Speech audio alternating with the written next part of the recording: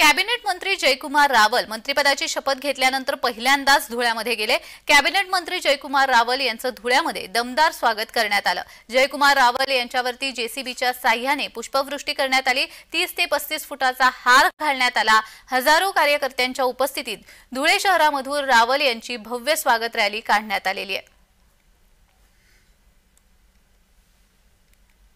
तर धुळेमध्ये जयकुमार रावल यांचं जंगी स्वागत करण्यात आलेलं आहे। मंत्रिपदाची शपथ घेतल्यानंतर कॅबिनेट मंत्री जयकुमार रावल हे पहिल्यांदाच धुळ्यामध्ये गेले होते। कॅबिनेट मंत्री जयकुमार रावल यांचं धुळ्यामध्ये दमदार स्वागत करण्यात आलं।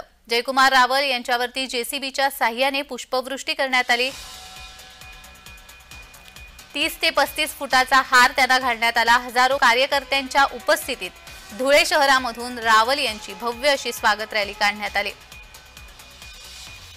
जयकुमार रावल यांचं धुळ्यामध्ये जंगी स्वागत करण्यात आलं। जेसीबीच्या साह्याने त्यांच्यावरती पुष्पवृष्टी करण्यात आली। मंत्रिपदाची शपथ घेतल्यानंतर पहिल्यांदाच जयकुमार रावल हे धुळ्यामध्ये पोहोचले होते आणि त्या ठिकाणी त्यांचं जल्लोषात स्वागत करण्यात आलं। त्यांच्यावरती पुष्पवृष्टी करण्यात आली। 30 ते 35 फुटाचा हार त्यांना घालण्यात आला।